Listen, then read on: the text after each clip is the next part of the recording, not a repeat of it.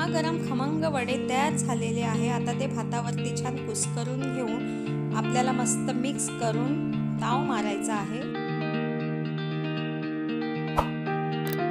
नमस्कार, मी प्रतिमा's किचन मध्ये सर्वांचं खूप खूप स्वागत। आपण आज बघणार आहोत विदर्भ स्पेशल रेसिपी। यापूर्वी पण आपण विदर्भातल्या बऱ्याचशा रेसिपीज बघितलेल्या आहे। आजची रेसिपी आहे नागपूर स्पेशल वडा भाताची रेसिपी। ही रेसिपी खूप छान आहे। मी सविस्तरपणे दाखवण्याचा प्रयत्न केलेला आहे आणि रेसिपी पूर्ण बघा। पण त्याआधी जर तुम्ही माझ्या चॅनलवरती नवीन असाल तर माझ्या चॅनलला लाईक आणि सबस्क्राइब करायला विसरू नका। चला तर रेसिपीला सुरुवात करूया। सर्वात आधी आपल्याला वडे बनवण्यासाठी काही डाळी घ्यायच्या आहेत। तर मी त्या अर्धी वाटी साधी मुगाची डाळ घेतलेली आहे। पाव वाटी आपल्याला सालवाली मुगाची डाळ घ्यायची आहे। नंतर पाव वाटी चणा डाळ, पाव वाटी उडदाची डाळ आणि पाव वाटी मसुरीची डाळ। यामध्ये तुम्ही डाळींचं प्रमाण तुमच्या आवडीनुसार घ्यायचं आहे। यामध्ये कुणी मठाची डाळ पण टाकतात, पण मी यामध्ये इथे टाकलेली नाही आहे। तुम्हाला जर आवडत असेल तर तुम्ही यामध्ये ती वापरू शकता। आता या डाळी आपल्याला स्वच्छ पाण्याने धुवून घ्यायच्या आहेत आणि 5 ते 6 तास आपल्याला पाण्यामध्ये भिजत ठेवायच्या आहेत। आपण डाळी भिजत ठेवलेल्या आहे। आता आपल्याला सर्वात आधी कढीची तयारी करायची आहे। तर कढी बनवण्यासाठी मी इथे 1 वाटी दही घेतलेला आहे। थोडा आंबट दही घेतलेला आहे। त्यामध्ये पाव वाटी आपल्याला बेसन पीठ घालायचं आहे, चवीपुरतं मीठ, थोडीशी हळद आणि आता हे सगळं आपल्याला छान फेटून घ्यायचं आहे। इथे आता दही छान फेटून झालेलं आहे। त्यामध्ये आपण आवश्यकतेनुसार पाणी टाकायचं आहे। आता आपण कढीच्या फोडणीची तयारी करूया। कढी करण्यासाठी एक पातेलं घेतलेलं आहे। त्यामध्ये आपल्याला अगदी थोडंसं तेल टाकायचं आहे। तेल गरम झालेलं आहे। त्यामध्ये थोडीशी मेथीदाणे टाकायचे आहे। मेथीदाणे टाकल्याने कढीला स्वाद पण छान येतो। मेथी सोनेरी झाली की त्यामध्ये आपल्याला मोहरी टाकायचं आहे, जिरं, एक हिरवी मिरची अशी मी बारीक काप करून घेतलेले आहे, 5 ते 7 कढीपत्त्याची पानं, थोडंसं हिंग आणि अगदी थोडंसं आलं लसूणचं वाटण टाकायचं आहे आणि हे सगळं आपण मिक्स करून घेऊ। आता इथे आपल्याला गॅस मोठा करायचा आहे आणि फेटून घेतलेलं ताक आपल्याला यामध्ये टाकायचं आहे। गॅस आता इथे आपल्याला मध्यम ठेवायचा आहे आणि कढीला छान एक उकळी काढून घ्यायची आहे।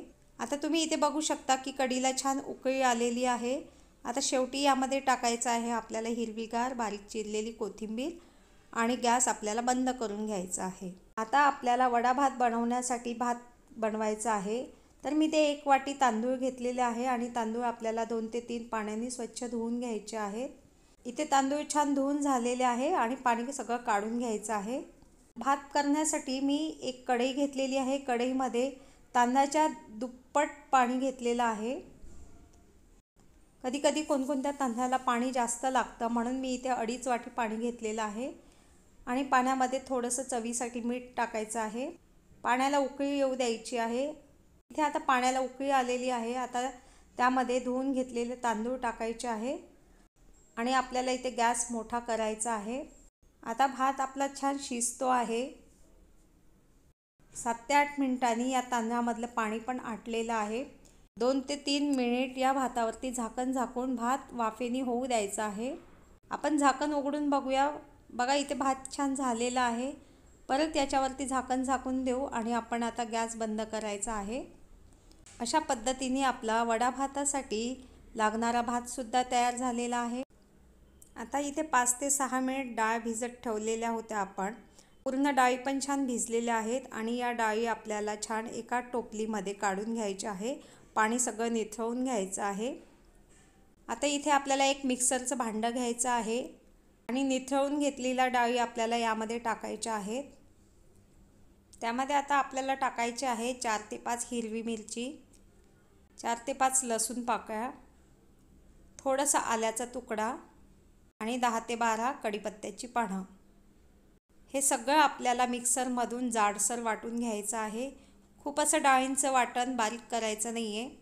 इथे आपल्या डाळी छान वाटून झालेल्या आहे। तुम्ही इथे बघू शकता मी अशी ओबडधोबड वाटून घेतलेली आहे। याच्यामध्ये आपल्याला अख्ख्या डाळी पण दिसत आहेत। आता हे वाटून घेतलेल्या डाळी आपल्याला एका भांड्यामध्ये काढून घ्यायचं आहे त्यामध्ये बारीक चिरलेली हिरवीगार कोथिंबीर घालायची आहे, 1 चमचा पांढरे तीळ, चवीपुरतं लाल तिखट. आपण यामध्ये हिरवी मिरची टाकलेली आहे त्यामुळे लाल तिखट आपल्याला बेताने टाकायचं आहे.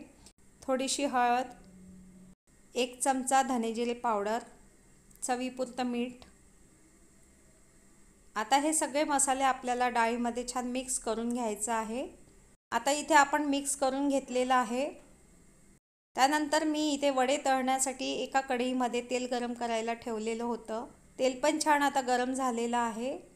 सर्वात आधी आपल्याला हात थोडासा असा ओलसर करून घ्यायचा आहे पाणी लावून आणि डाळींचं मिश्रण असं हातावरती गोल घ्यायचं आहे आणि त्याला असं पसरवायचं आहे बोटांनी. वड्याचा आकार द्यायचा आहे आणि मध्ये असं छिद्र करायचं आहे बोटांनी आणि ते गरम तेलामध्ये आपल्याला सोडायचं आहे. गॅस आपल्याला इथे मध्यम ठेवायचा आहे. जर जास्त मोठा गॅसवरती वडे तळले तर वरूनच कुरकुरीत होतात आणि आतून असे कच्चेच राहतात. एक एक करून तेलामध्ये आपल्याला असे वडे सोडायचे आहेत.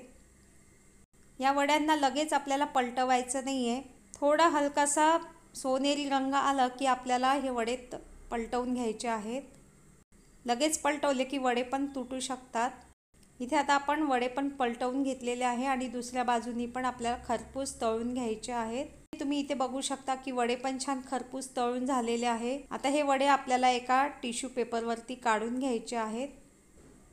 अशाच पद्धतीने आपल्याला बाकीचे पण सगळे वडे तळून घ्यायचे आहेत. आता आपल्याला हिंगाचं पाणी करायचं आहे. त्यासाठी मी एका वाटीमध्ये अर्धी वाटी पाणी घेतलेलं आहे. थोडंसं चिमूटभर मीठ टाकायचं आहे आणि पाव चमचा हिंग टाकायचं आहे आणि ते सगळं आपल्याला छान ढवळून घ्यायचं आहे. अशा पद्धतीने आपण हिंगाचं पाणी तयार करून घेतलेलं आहे. आता आपल्याला फोडणीची तयारी करायची आहे. त्यासाठी मी तडका पॅनमध्ये थोडंसं तेल टाकलेलं आहे. तेल गरम झालं की त्यामध्ये मोहरी टाकून मोहरी छान तडतडू द्यायची आहे. त्यानंतर लसूण पाकळ्या मी ठेचून घेतलेल्या आहे त्या टाकायच्या आहेत आणि 1 ते 2 आपल्याला लाल सुक्या मिरच्या टाकायच्या. अशा पद्धतीने आपण तडका पण तयार करून घेतलेला आहे. आता हे सगळं आपल्याला सर्व कसं करायचं आपण ते बघूया. एक ताट घ्यायचं आहे. ताटामध्ये एका बाजूला आपल्याला हिंगाचं पाणी ठेवायचं आहे, फोडणीचं तेल ठेवायचं आहे, नंतर कढी वाढून घ्यायची आहे, छान 2-3 वडे ठेवायचे आहेत आणि शिजवून घेतलेला भात आपल्याला ठेवायचा आहे. तुम्ही इथे बघू शकता भात पण आपला असा मस्त मोकळा झालेला आहे. आपल्या अंदाजानुसार आपल्याला भात वाढून घ्यायचा आहे. आता त्याच्यावरती आपल्याला एक वडा घेऊन असा मस्त हाताने कुस्करून घ्यायचा आहे. मग त्याच्यावरती थोडंसं हिंगाचं पाणी टाकायचं आहे आणि गरम गरम मस्त लसूण मोहरीचं तेल टाकायचं आहे. अशा प्रकारे ताटामध्ये आपण वडा भात वाढून घेतलेला आहे. तो हाताने कालवून खायचा आहे. अशा पद्धतीने आज आपण विदर्भातील नागपूर स्पेशल एक पारंपरिक रेसिपी बघितलेली आहे. आजची ही रेसिपी जर तुम्हाला आवडली असेल तर माझ्या चॅनलला लाईक करा, सबस्क्राईब करा आणि जास्तीत जास्त शेअर करा. पुन्हा भेटूया अशाच नवनवीन आणि साध्या सोप्या रेसिपींसह. तोपर्यंत बाय बाय.